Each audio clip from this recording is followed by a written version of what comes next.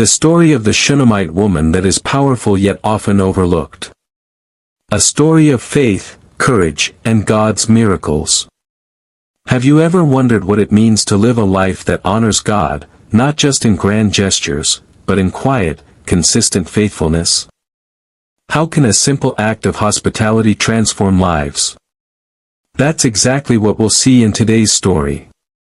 So, sit back, breathe, and imagine yourself in the streets of Shunem, walking past homes and fields, seeing life as it once was, and preparing your heart for a journey of faith.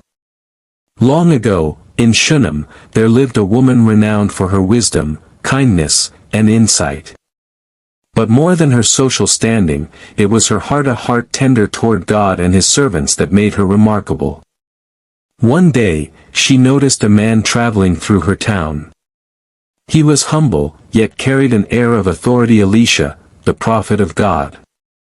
She watched him as he walked among the people, healing, teaching, and bringing hope. Have you ever met someone whose presence simply commands respect, not because of wealth, power, or fame, but because God's Spirit rests upon them? How did that make you feel? Did you want to draw near, to be part of what God was doing in their life? She felt that pull, and instead of just admiring from afar, she acted. She turned to her husband. "I see that this is a holy man of God. Why don't we prepare a little room for him? Whenever he passes, he will have a place to rest." Her husband trusted her judgment. And together, they built a small, furnished room on the roof, high enough to be private, yet open enough to welcome God's servant. How often do we have the opportunity to bless God's servants or even ordinary people doing extraordinary things, but we hesitate? What is holding us back? Fear? Pride? Comfort? The Shunammite woman chose faith over hesitation. She chose action over indifference. That is lesson number 1, faith moves when others are still. Every time Elisha came to Shunem, he stayed in that room. He was deeply moved by her consistent hospitality, her attention to detail, and her sincere desire to honor God.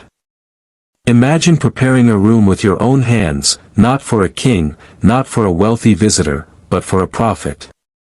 Imagine your heart swelling with excitement each time he comes to your home, yet remaining humble and unassuming.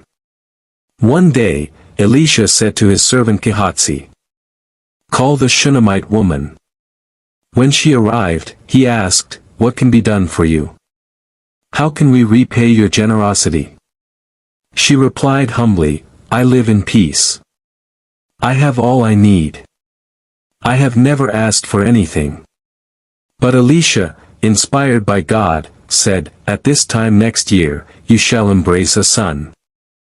What would you feel if a prophet told you would have a child, long after hope seems gone? Could you trust God enough to believe it? How often do we dismiss God's promises because they seem impossible? Her belief in God's promise teaches us lesson 2. Faith trusts in the unseen, even when circumstances say otherwise. Time passed, and the Shunammite woman gave birth to a son exactly as Elisha had prophesied. Imagine the joy that filled their home, the laughter of a child echoing in the walls. For years, everything seemed perfect. But then, life changed in an instant. One day, the boy was working in the field with his father when he suddenly fell ill. Despite the mother's desperate attempts, the child died. Have you ever experienced moments where life seemed perfect and then everything falls apart in a second? How did you respond? Did you cry out, or did you wonder where God was? The Shunammite woman did not lose faith. She carried her son to the prophet Elisha. She climbed the stairs to the room she had prepared years before and laid her child on Elisha's bed. "Did I ask you for a son?" she asked. "Was it not enough that I nourished him, raised him, and loved him?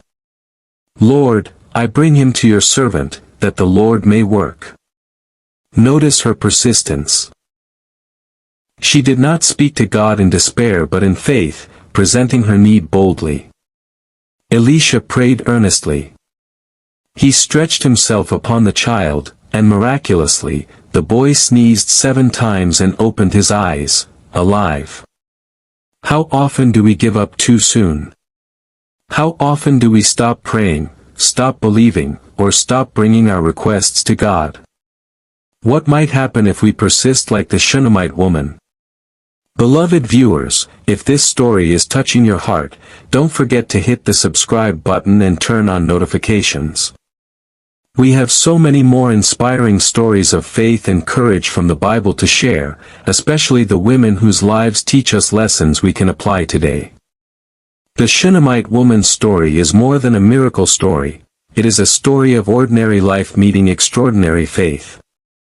She trusted God's word even when it seemed impossible. She acted in faith, showing hospitality and generosity without expecting anything in return. She persisted in prayer and action, even in the face of tragedy. Reflect for a moment, are we like her? Are we ready to invest in God's work with our resources, our time, and our hearts?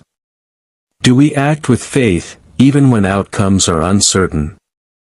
Her life reminds us that God notices faithfulness in small things and responds with blessings, sometimes in ways we never expected.